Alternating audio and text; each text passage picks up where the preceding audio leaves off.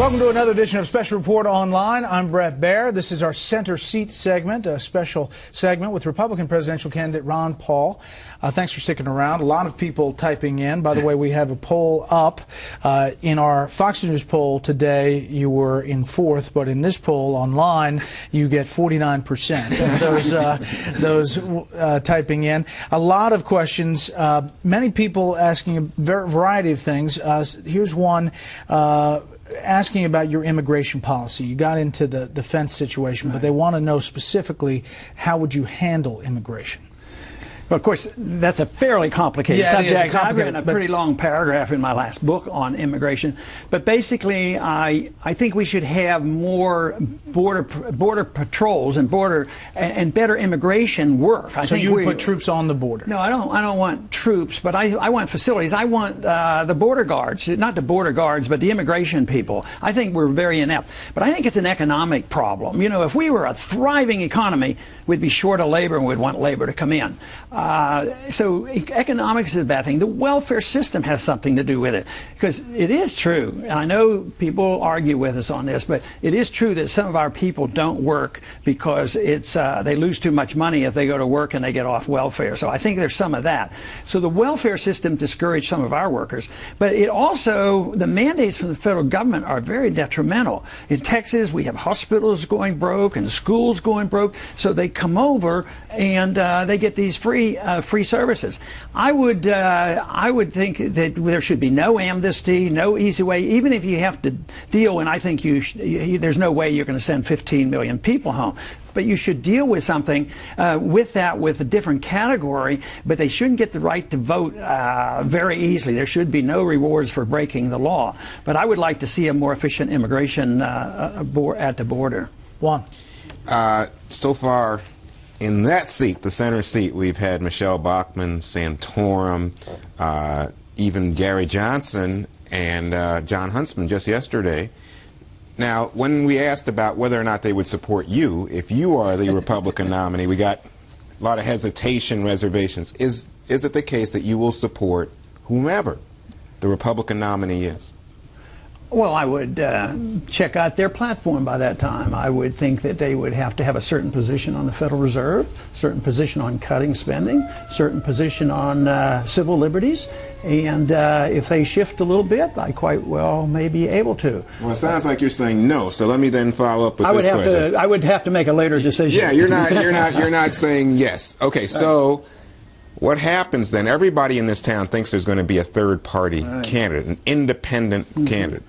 If you don't get the Republican nomination, could that independent candidate be Ron Paul? No, look, Juan, you have to realize, let's say I was thinking about that, and I said that, then it would undermine what I'm doing. I'm running for presidency. I'm doing pretty well. I'm in third. So, no, I'm running for president in the Republican Party. I'm doing very well. And last time they wondered about it.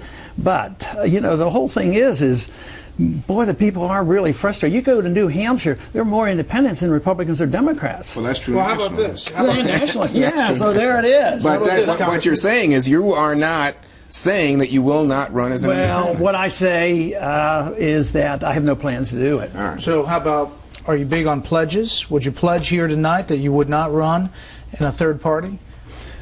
I pledge that I have no intention of doing it. All right. I'm running for this Republican primary. That sounds pretty political, Congressman. Well, you know, I have to vacillate a little bit in my life. Okay. We need a grammarian who'll work on that sentence. Steve? I wanted to revisit our discussion about Osama bin Laden and the Taliban. After the raid, you said this: we have created a lot of enemies because that's what the Taliban is all about. They're organized and they're motivated by the fact that we're occupying their land. Which land? Which Taliban land were we occupying on 9/11? On 9/11, we had a major air base in Saudi Arabia, and they wrote and talked about it, and they complained about it. But the Taliban, not not in Afghanistan. No, just Americas in the Middle East on their Holy Land, which aggravated the Al-Qaeda at that time. Now, the Taliban's a little bit different because their goal is not to come over here. Al-Qaeda will come over here, so that's quite a bit different. But Talibans are, people who want to just get us out of their country. That's why it's Afghanistan and all. But, we went into Iraq. There was no Al-Qaeda there. They're there now. Everybody recognizes that there's not a huge number, but there are probably hundreds of Al-Qaeda. They weren't there before. The Christians have been run off from Iraq, and now Iraq is much closer to Iran than ever before. So I don't think there's much victory there. Well, there were Al-Qaeda in Iraq beforehand, but I won't. I'll let Charles answer that. We could do about a 3-hour debate on that, but I'll let Charles go next. All right, Congressman, 1 + 1 equals 2. That's this person's login. What area of policy are you weakest in? What area? Well, I only have one subject that I'm interested in, and I don't consider myself weak, and that is the defense of liberty, because I think that's what America's all about, and I know what it is. I know what it means to be free and what civil liberties mean and what it means to the free market, and also it advises about our foreign policy. At the same time, the founders understood this very clearly, and they wrote a document which, fortunately for me, endorses the idea of individual liberty. So it's individual liberty I feel very strong in. I would say my weakest trait would be that I could always improve on my delivery, and convince people. But young people with more open minds and open hearts, they seem to understand what I'm saying. You did well in the delivery of that non-pledge. Mike in Bogota writes, what is your stance on global warming? Man-caused?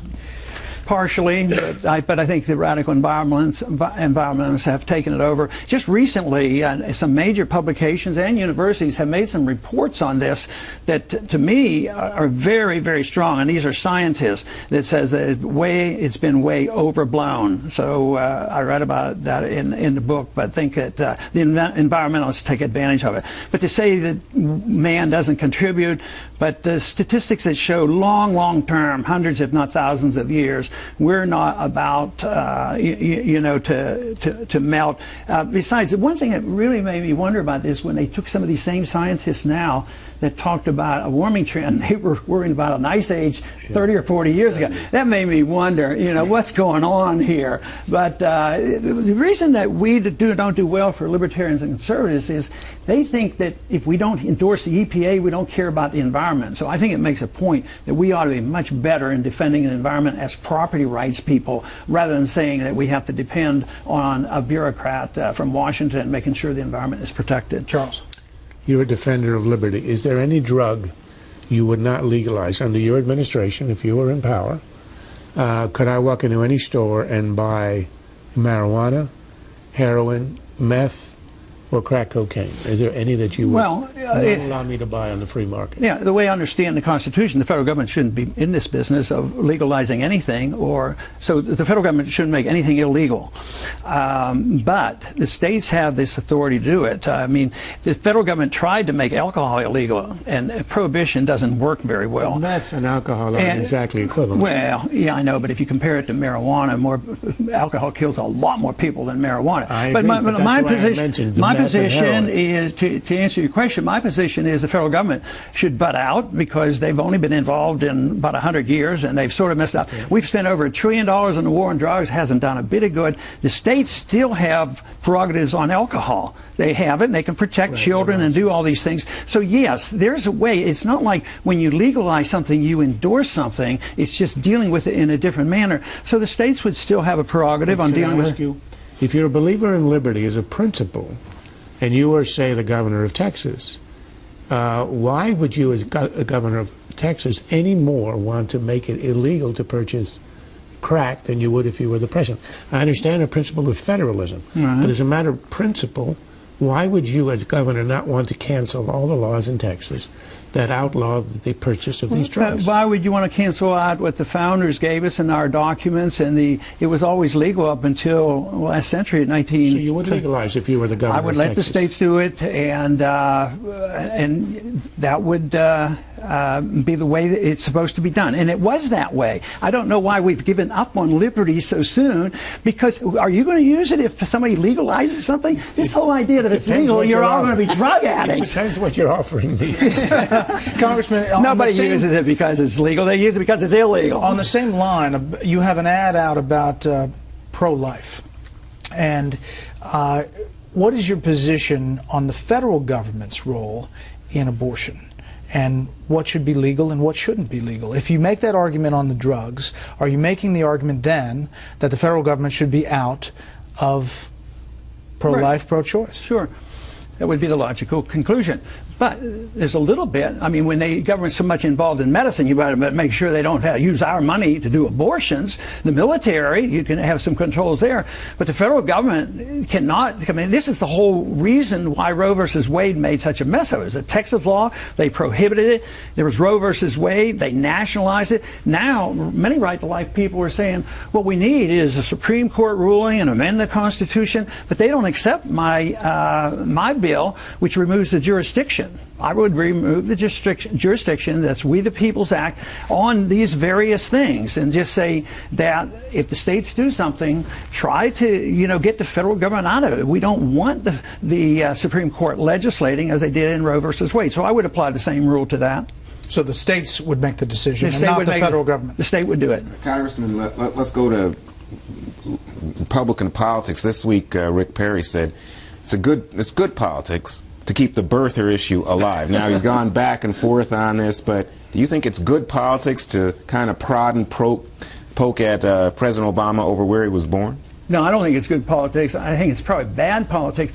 But one thing about that, why didn't anybody ever ask whether his mother was a citizen?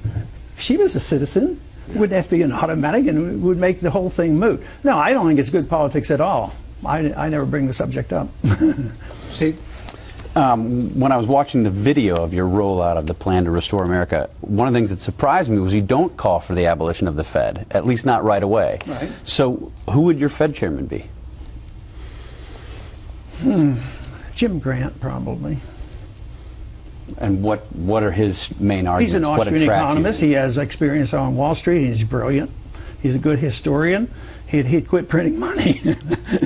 No, I don't call for the abolishment, but almost all the things that I have done and proposed, like in medicine, I want medical savings accounts, I want a transition, I want freedom of choice schools, just make sure we never make it illegal, that we can't have homeschooling and private schooling, and just legalize competition. In money, the bill that I have is to legalize choice, take off taxes, sales taxes and capital gain tax on money, which is gold and silver, because that is, the Constitution still says gold and silver is legal tender.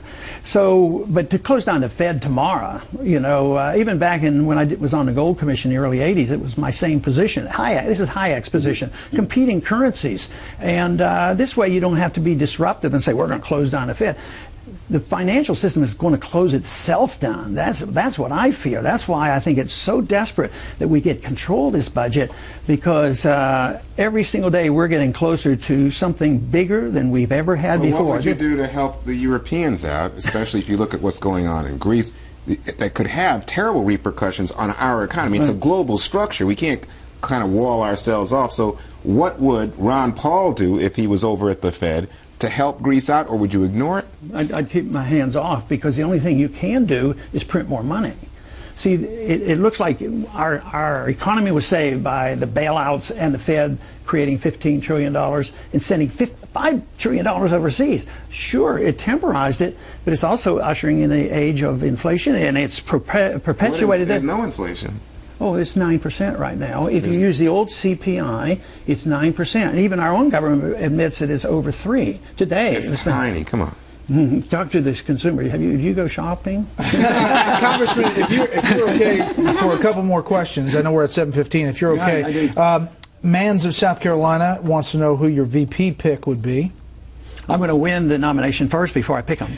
Matt Simon would like to know how President Paul would immediately stimulate the economy.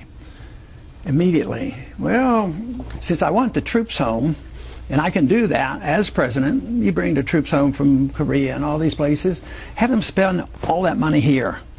And that would be a little boost until we iron out our foreign policy, but bring the troops home and let them spend their money, and send a signal that all the regulations written and all the executive orders that compounded our problems in the financial sector, the president can do a lot to change that. We're over-regulated and overtaxed. You need Congress to get the taxes back in order, but you need to send a signal. We're going to live within our means. We're going to have sound money. We're going to shrink the size of the Federal Register, and we'll go back to sanity and have our Constitution back someday. Jeff says, what about the fair tax? Where do you stand?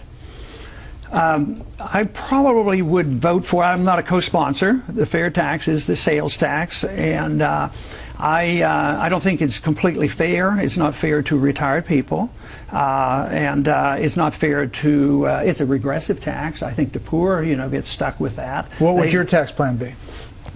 0, 0, 0. I mean, I would like to get rid of the income tax and the corporate tax and shrink the size of government. And we only have had an income tax since 1913. So wait. Anything 0, 0, 0. You mean to tell me? Yeah, I know. But what is the real President Paul going to do on taxes? I'd do anything I can to lower them. Anything and everything. Tax is a burden. But the reason I don't emphasize that as much, and I'm not on any bills, is spending is the tax. Spending takes the money out of the community, then they tax us, then they borrow it, and then they print it. And it all goes back and destroys the economy, pushes the prices up for the poor, and the poor suffer more than the rich. The characteristic of the destruction of a currency, we're about 98% devaluation since the Fed came in.